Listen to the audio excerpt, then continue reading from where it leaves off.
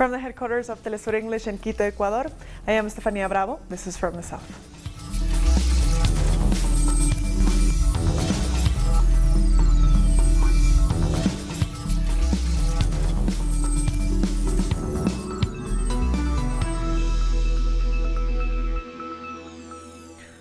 The parents of the Swedish computer programmer Ola Bini have spoken to teleSUR 2 weeks after his son was arrested for alleged links to Julian Assange.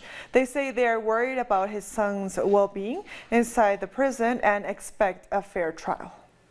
The condition in the prison is not so good. All the prisoners are laying on the floor. 95 people share 17 mattresses. They had to see daylight 3 days a week, and they have water for 5 hours a day maybe, and it's cold water, and they cannot drink it. So there's a lot of things that's not so good for them, for all the prisoners. What we expect and what we want is that he gets a fair trial, that all the things that went wrong under the arrest is taken under consideration, and also the evidence that he had a book of Noam Chomsky, a couple of USB sticks and a couple of computers. That is the evidence they have showed, and I don't think it's a crime to have any of those things. Bini's father also said he cannot understand why his son was arrested. The parents also sent a message to the Ecuadorian government. We don't know that, but the only explanation I can give in my own thoughts is his friendship with Assange. That's the only thing, but nothing else. Please, the Ecuadorian government, next time you meet Ola, give him a fair trial. It's not about guilt or not guilt, it is about human rights to be treated fair so the legal system is working. Thank you. Moving on, protesters are demanding justice for 14 people fatally shot during a family celebration in Mexico. The victims' relatives and social organizations have taken to the streets in a march for peace. They're calling on the authorities to conduct a speedy investigation. A baby boy was among the 14 killed on April 19th when gunmen stormed an event hall and opened fire. And Mexico's President Andrés Manuel López Obrador says his country will not be provoked by the U.S. President's accusation that Mexican soldiers confronted U.S. Border Patrol agents last week. Trump tweeted that Mexican soldiers pulled guns on the U.S. soldiers, calling it possible diversionary tactic for drug smugglers on the border. Trump also called on Mexico to do more to stop another northbound migrant caravan. López Obrador was shown the tweet during the news conference mere minutes after it was posted. He has vowed to look into the alleged border incident. We won't fall in any provocation. I'm telling this to President Donald Trump, that we want to maintain a respectful and friendly relationship with his government. We will analyze this incident. We will take into consideration what he's saying, and we will act according to the law, respecting our sovereignty. The most important thing is to tell him we won't get into a fight with the U.S. government. More Central American migrant caravans have been arriving in Mexico. According to official figures in the border state of Chiapas, there are thousands of people waiting to regularize their immigration status before heading north towards the U.S. At just 17, Jorge decided to leave his home country of Honduras in January. He was fleeing the poverty and violence of Central America. With few belongings, like most others in his situation, he joined one of the many caravans being organized to cross Mexico. There were many people, and so it was not easy. We could have been robbed or kidnapped. It was not going to be easy, but I felt more secure in the caravan. This unusual flow of migrants increased sharply in the last quarter of 2018. The number of women, adolescents, and children increased the most. A third of those on the caravans are minors. Officials of the National Institute of Migration carry out checks. On Monday, on the road from Mapastepec to Pijijiapan, some of them were attacked by a group of migrants who, according to the official version, refused to go to a registration post.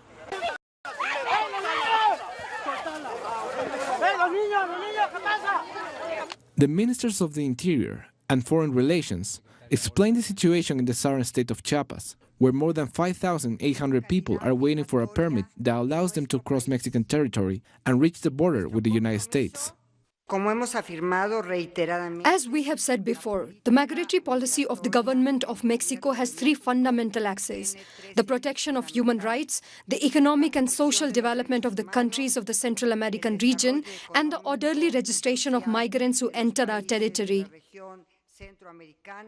However, the arrival of so many foreigners has overwhelmed many of the Mexican institutions and is stretching the resources of the towns and communities along the route of the caravans. We must support not only migrants in Tapachula, but also the population there, so they can be hospitable with migrants. During the month of April, nearly 12,000 people have been sent back to their countries of origin. There's also been an unusual number of citizens from different countries of Africa and Asia. In Tapachula, there are at least 1,300 people waiting for their migratory situation to be resolved. Indigenous communities are protesting in the Brazilian capital against the president's policies. Indigenous people set up camp in the area where the main ministries are located. They are demanding respect for their rights and for their territories. The government orders security forces to reinforce security in the area, despite the fact communities are demonstrating peacefully. We are not going to accept this because the government is practically injuring the Brazilian Constitution, which gives guarantees to indigenous people and for the demarcation of indigenous lands. We are here for our rights, to defend, to speak, to complain. So that's the problems with us. With the indigenous population, don't go on. Our correspondent in Brazil, Ana Galetti, brings us more. Sí, gracias. Un placer saludarte a ti y a quienes reciben la señal de teleSUR. We're here at the headquarters of Brazil's government, where indigenous people have set up camp. More than 5,000 indigenous leaders are expected to join the protest in representation of over 800,000 indigenous people. Last week, Minister of Justice Sergio Moro authorized security forces to act where indigenous people have already planned to demonstrate from the 24th to the 26th of April. Indigenous communities say that their demonstration is peaceful and that they set up the camp to defend the rights of their communities, especially to defend their rights, which are in danger since Jair Bolsonaro took office and began to attack the rights of the indigenous people, rights that are protected by the Constitution, including the right to own lands. We thank Dana Galetti for that report. The protests have been fueled by the increasing conflicts over the Amazon land, which is at risk due to land invaders.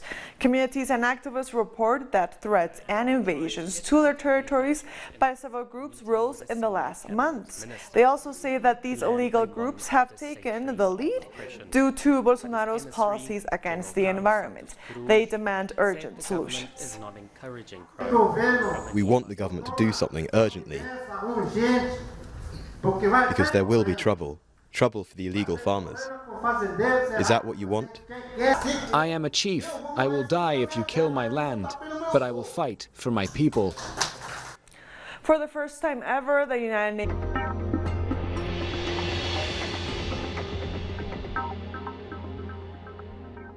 es que una vez que la retirada del Reino Unido se produzca Venezuela through the non-aligned movement. The date aims to reaffirm the UN's principles of resolving disputes through peaceful means and diplomacy. I bring you warm greetings from the Secretary. Our correspondent in New York, Karina Cartagena, has more.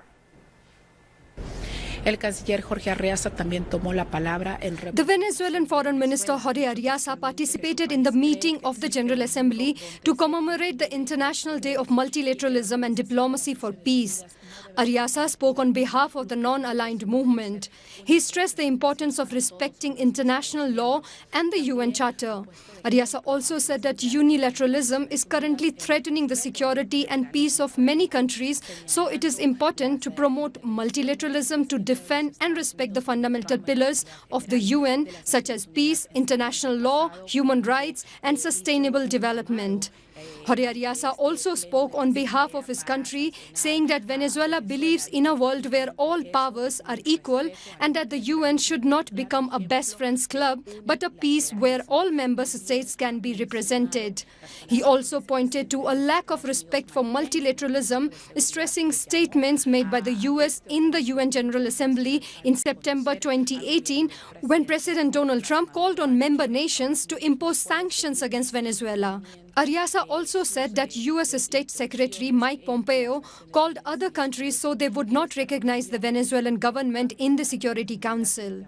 Ariasa said that the US cannot continue imposing its rule in the UN, and that is why this meeting is important, so that the entire international community understands the relevance of respecting international law and multilateralism. Before the meeting, the Venezuelan foreign minister met with the UN Secretary General Antonio Guterres to talk about the political situation in Venezuela. The president of the Assembly, Maria Fernanda Espinosa, also called on countries to combat global challenges in a collective way. Other member states such as Russia, Cuba and Mexico are also participating in the meeting, which will end at 6 p.m. New York time. We'll be back very soon. Stay with us.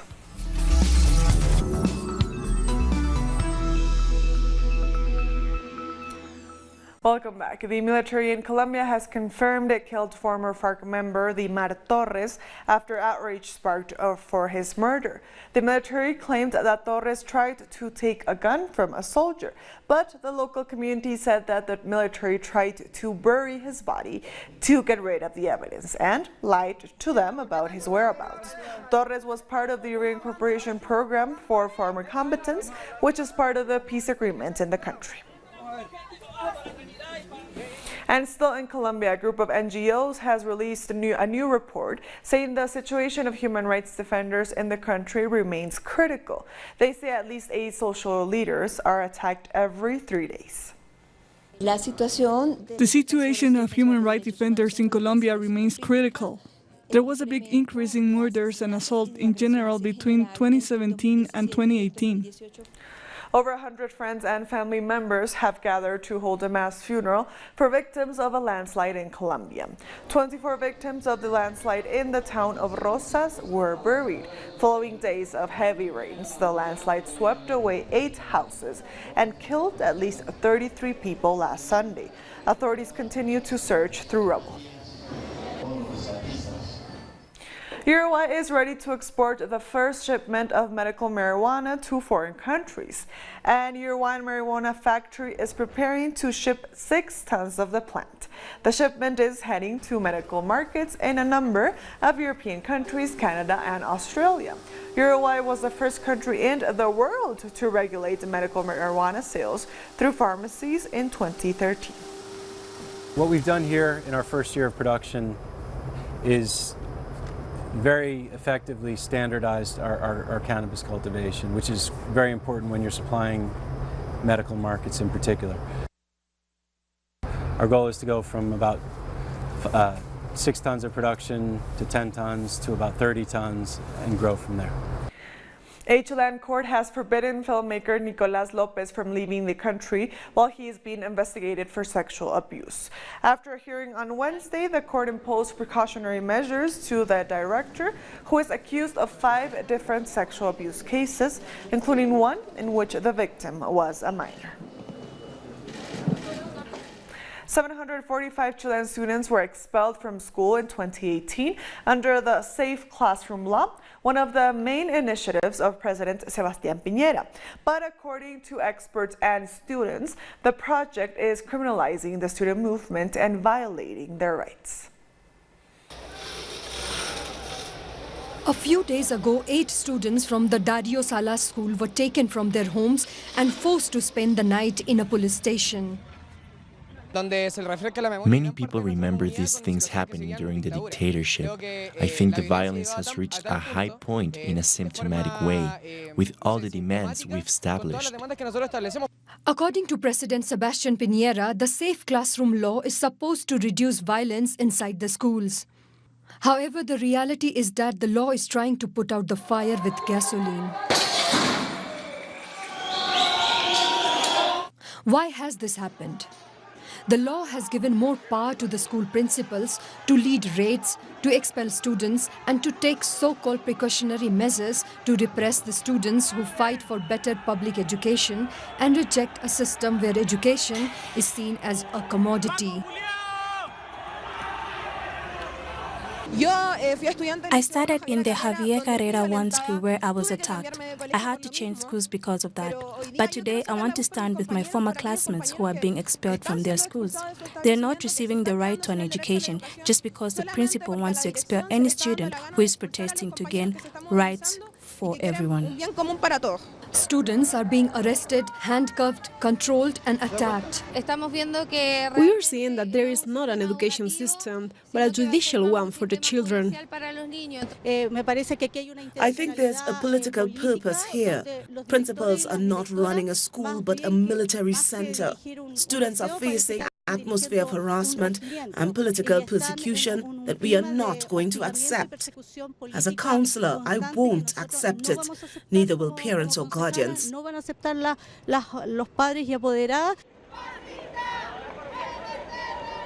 Through years of mobilizations, students could give the Chilean people back their universal right to education. Jamaica's Prime Minister Andrew Holness says the government needs to improve the economic and social environment in order to encourage members of the diaspora to return to the country. For many years, we have relied on the remittances of the diaspora. It helps many households. That's how many children go to school. That's how groceries are bought for the household. But that is not going to be enough for the economic prosperity that we seek. What really needs to happen is for the government to create the economic and social environment so that you feel comfortable to find your way back and feel assured that if you were to make the decision to come back to Jamaica, that you would not be sacrificing a quality of life that you have attained here. Antigua and Barbuda is set to host an international concert on June 1st to boost awareness on plastic pollution. Prime Minister Gaston Brand will be joined by the President of the UN General Assembly, Maria Fernanda Espinosa, for the played-out concert in Antigua next week. The lineup includes regional and international renowned artists and will highlight efforts to tackle the problem globally. Antigua was the first country in the Caribbean to introduce a plastics ban. The lack of control of agricultural and mining activities are making the water resources in Peru disappear. As a result of this, more than 5 million people have no access to drinking water.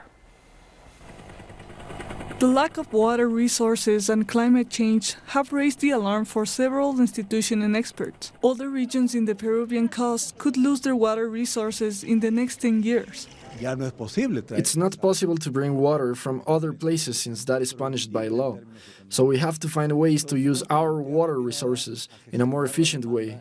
The lack of water management programs have resulted in the waste of 12,500 million cubic meters of water per year. This is equivalent to 3 times the size of the 10 biggest water reservoirs in the country, according to the National Water Authority. Meanwhile, 5 million people don't have access to drinking water. There are regions in Peru, especially in the jungle, where the percentage of non-drinking water reaches 70%. In rural areas, this has prompted the increase of gastrointestinal diseases.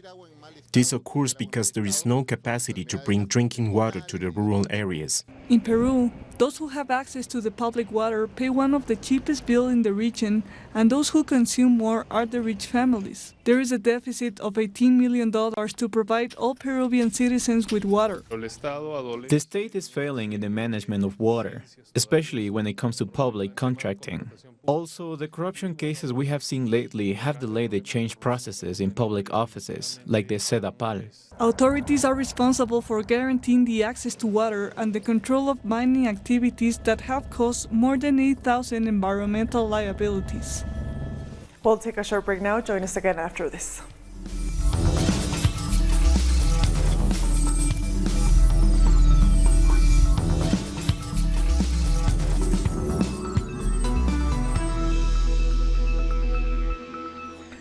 Welcome back. The Deputy Defense Minister in Sri Lanka has admitted that the Easter bombings could have been avoided. The Defense Minister said there was a lapse in intelligence and that the government has to take responsibility. The minister told the parliament that an initial investigation had revealed the Easter bombings had been carried out in revenge for the New Zealand mosque shootings. The Islamophobic response to the bombings has forced hundreds of Pakistani Ahmadi Muslims to flee as anger mounts in the country. The bombings have been blamed on Muslim extremists, and the Islamic State claimed responsibility for the attack. Muslim refugees said they fear for their safety following threats from local people of other faiths. A powerful explosion in northwest Syria has killed 15 people, including more than a dozen civilians. It has not been established what caused the explosion, but witnesses suspect it could have been a car bomb or a vehicle carrying explosives that detonated. Syria's war has killed more than 300,000 people and displaced millions since the conflict began in 2011. There was an explosion of unknown origin here in the town of Jisr al-Shugur. The explosion caused a lot of damage in the city. There was a very, very loud noise. Until now, we have no information about the origins of this blast. Officials running a refugee detention center east of Tripoli have lamented the lack of essential supplies. A director at one of the centers said they do not have enough food, water, or mattresses to take care of the hundreds of detainees in their custody. He added the International Organization for Migration has not responded to their request for assistance. Thousands of asylum seekers are languishing in detention centers across Libya. The Tajura detention center has around 550 legal migrants, all of whom are from Eritrea, Somalia, South Sudan, and some Arabs from Yemen and Syria. We have not been receiving aid from any of the international organizations, but some local organizations have been providing us with small, insufficient amounts of food. Algeria's interim president has fired the head of the state oil company, Sonatrach. Abdelmoumen Kaddour is the latest billionaire to be arrested in the anti-corruption drive against figures close to former President Abdelaziz Bouteflika. 5 billionaires were arrested on Monday as part of the investigation. Last week, the army chief announced that members of the ruling elite will be prosecuted. Pakistan has given the green light for transgender people to be recruited into the police force in Sindh province.